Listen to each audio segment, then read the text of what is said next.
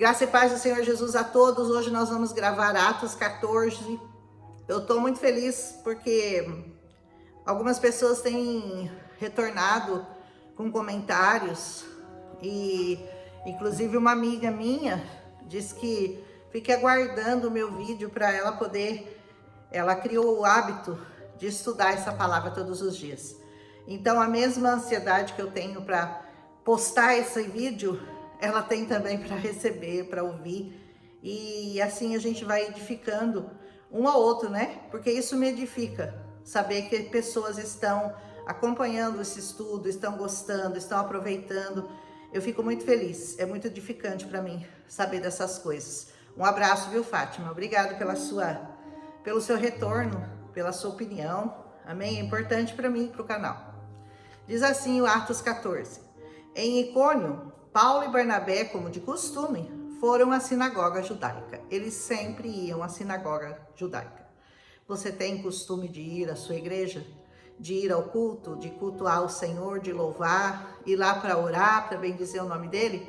Se você não tem, é um bom hábito. Adquiram. Paulo e Barnabé faziam isso. Todas as semanas eles estavam ali na sinagoga para ensinar aqueles judeus. E ali eles falaram de tal modo que veio a crer uma grande multidão. Veja bem, eles, quando falavam, multidões se convertiam. Multidões, aleluia, de judeus e de gentios. Não eram só os judeus que estavam se convertendo, judeus e gentios se convertiam. Mas os judeus que tinham se recusado a crer incitaram os gentios e irritaram-lhe os ânimos contra os irmãos. Então sempre existe, né, a turminha do contra, né? Aqueles que creem, que se alegram com as boas novas da salvação, e aqueles que se irritam, porque eles se recusam a crer no Senhor Jesus. E eles então ficavam incitando o povo contra os que criam. Paulo e Barnabé passaram bastante tempo ali, falando corajosamente do Senhor. Quem pode parar a obra do Senhor quando homens corajosos se dispõem a pregar essa palavra? Sejamos corajosos, né? Muitas vezes nós vamos ouvir pessoas contrárias, nós vamos ouvir críticas, nós vamos ouvir muitas coisas contra a igreja do Senhor Jesus, mas nada vai impedir o crescimento dela. Absolutamente nada nem ninguém pode impedir o Senhor Jesus de avançar com a sua igreja, que confirmava a mensagem de sua graça, realizando sinais e maravilhas pelas mãos deles. Eles faziam grandes sinais e maravilhas. O povo da cidade ficou dividido. Alguns estavam a favor dos judeus, outros estavam a favor dos apóstolos. Sempre vai ser assim, né? A igreja sempre vai andar dividida. Aqueles que amam a palavra, que seguem ao Senhor e que amam e morrem por essa palavra, e aqueles que a odeiam, aqueles que vão contra os mandamentos do Senhor, que vão contra a mensagem do Evangelho. Isso sempre vai existir. Nós nunca podemos esperar 100% de aprovação, nós nunca podemos esperar que todos vão crer, porque a palavra de Deus diz que muitos serão chamados, mas poucos os escolhidos. Aleluia! Formou-se uma conspiração, então, de gentios e de judeus, juntamente com seus líderes, para maltratá-los e para apedrejá-los. Naquele tempo não era só conversinha não, viu? Naquele tempo não era só falar, ai, como esse povo é chato, ai, que esse povo vem aqui para pregar, porque agora temos direitos, né? Cada um tem o seu direito de falar e de pregar a sua mensagem, e os que creem, creem, os que não querem crer vão ser condenados e não vão crer mesmo, não há muito o que fazer. Mas parar de pregar, isso nós não vamos fazer. Agora, antigamente, naquele tempo, a sentença era apedrejamento. Ah, você quer falar de Jesus? Você quer falar do Evangelho? Então você vai ser apedrejado. Quando eles souberam disso, claro, eles fugiram para as cidades licaônicas de Listra e Derbe e os seus arredores, onde eles continuaram a pregar as boas novas. Eles pararam de pregar? Não, eles só mudaram de lugar. Eles continuaram a pregar porque não há o que possa parar homens de Deus, decididos a morrer pela causa do Senhor. Em Listra, havia um homem paralítico dos pés, aleijado desde o nascimento, que vivia ali sentado e que nunca tinha andado. Presta atenção, ele nunca tinha andado. Não é que ele sofreu um acidente e parou de andar, não, ele nunca andou. Ele nunca havia andado. Ele ouvira Paulo falar, e quando Paulo olhou diretamente para ele e viu que o homem tinha fé para ser curado. Veja bem, Paulo olhou nos olhos daquele homem, daquele aleijado, e viu que havia fé nele para ser curado. Muitas vezes, não basta só você querer ser curado, é preciso ter fé em você para você ser curado. E Paulo olhou nos olhos dele e viu fé naquele homem, suficiente para curá-lo.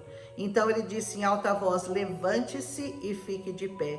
Com isso, o homem deu um salto e começou a andar. Olha que coisa linda, né? Talvez você esteja ainda até hoje paralítico. Um paralítico não físico, mas um paralítico espiritual, que ainda não entendeu essa mensagem, que ainda não decidiu caminhar com Cristo.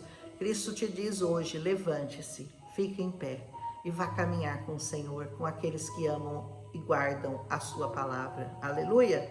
Ao ver o que Paulo fizera, a multidão começou a gritar em língua licaônica, os deuses desceram até nós, em forma humana, os deuses desceram até nós. Eles não estavam entendendo nada, né? Não tinha nada a ver com os deuses, né?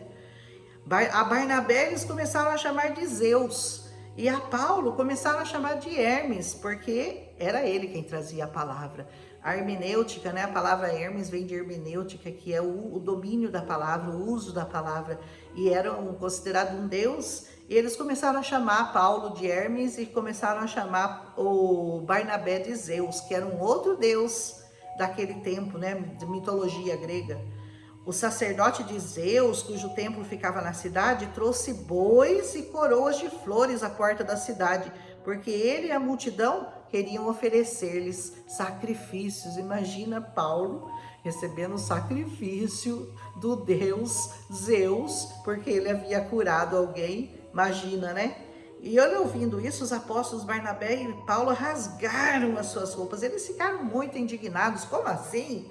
Que Zeus, que nada, que Hermes, que nada. Nós curamos em nome de Jesus. Para com isso, povo. Eles queriam alertar aquele povo que não tinha nada a ver com deuses, com mitologia, que era tudo aquilo, era um espírito de engano. Eles queriam falar do verdadeiro evangelho do Senhor. E eles correram para o meio da multidão gritando, homens, por que vocês estão fazendo isso? Para com isso. Nós também somos humanos como vocês. Nós estamos trazendo as boas novas para vocês, dizendo-lhes que se afastem dessas coisas vãs e se voltem para o Deus vivo. O Deus vivo, dizia Paulo, que fez o céu e a terra, o mar e tudo que neles há. No passado, ele permitiu que todas as nações seguissem seus próprios caminhos. Contudo, não ficou sem testemunho. Mostrou sua bondade, dando-lhes chuvas do céu, colheitas no tempo certo, concedendo-lhes sustento com fartura, enchendo de alegria seus corações. Deus fez tudo isso. O Deus vivo permitiu que cada um cultuasse o Deus que quisesse. Mesmo assim, ele continuou mandando chuva, continuou permitindo que aqueles povos colhessem, plantassem. Apesar dessas palavras, eles tiveram dificuldade para impedir que a multidão lhes oferecesse sacrifícios. Eles queriam sacrificar, fazer sacrifícios àqueles homens. E eles tentando explicar, não, para com isso, nós somos homens como vocês. Nós servimos a um Deus vivo, a um Deus que pode fazer tudo por vocês, o Deus que criou todas as coisas. Parem com isso. Então alguns judeus chegaram de Antioquia e de Icônio e mudaram os ânimos das multidões. Apedrejaram Paulo e o arrastaram para fora da cidade, pensando que ele estivesse morto. Apedrejaram a Paulo. Se você for ver no livro de Atos, tantas vezes que Paulo foi morto e nunca morreu, você vai falar, como assim? Esse homem é de ferro? Não, ele é protegido pelo Deus vivo. Eles o apedrejaram, o primeiro apedrejamento de Paulo aqui, eles o apedrejaram, mas ele não morreu. Ele ficou lá desacordado, mas não havia morrido. Amém? Mas quando os discípulos se ajuntaram, então, à volta de Paulo, para conferir se ele estava morto, ele se levantou, voltou à cidade. Me tacaram pedra? Tá, mas eu tô bem. vou voltar a pregar o evangelho. Depois de ser apedrejado, eu vou voltar a pregar o evangelho. No dia seguinte, ele e Barnabé partiram para Derbe, uma outra cidade. E lá eles pregaram as boas novas naquela cidade. Fizeram muitos discípulos, muitos. Então voltaram para Listra, Icônio e Antioquia. Eles estavam ali naquela região, então eles iam de uma região para outra, fazendo discípulos, pregando boas novas, porque a igreja só avançava. Aleluia! Fortalecendo os discípulos e encorajando-os a permanecer na fé. Que Deus te encoraje nesse dia, nesta manhã, nesta tarde, não sei que hora você está me ouvindo, a permanecer na fé. Porque mais importante do que crer, mais importante do que receber Jesus é permanecer.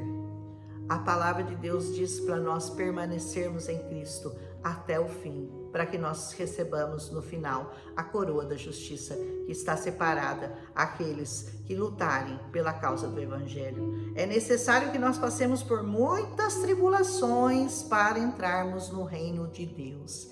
Evangelho fácil, evangelho que estão pregando por aí de rosa, de pompa, de dinheiro fácil, de carrão na sua garagem. Esse evangelho aí não é o evangelho de Cristo. O evangelho de Cristo é renúncia, tribulação, perseguição, e ele diz, é necessário que nós passemos por tribulações para entrarmos no reino de Deus. Você quer entrar no reino de Deus? Então não espere aplausos. Amém? Espere perseguição e muita gozação e muita gente falando que você é um louco, um fanático, que só pensa na igreja, que só pensa em pregar essa palavra. É isso que te espera, tá bom? Não espere menos do que isso, não. Aplausos só lá em cima, só lá no céu, quando você herdar a sua coroa. Paulo e Barnabé designaram-lhes presbíteros em cada igreja. Olha a igreja sendo formada, né? Sendo montada, começando a tomar forma. Presbíteros que eram levantados para poder ficar ali no ministério, cuidando de uma igreja, de outra igreja, de outra igreja. Tendo orado e jejuado, eles os encomendaram ao Senhor em quem haviam confiado. Levantando presbíteros e deixando naquele lugar para poder partir e criar a igreja em outro lugar.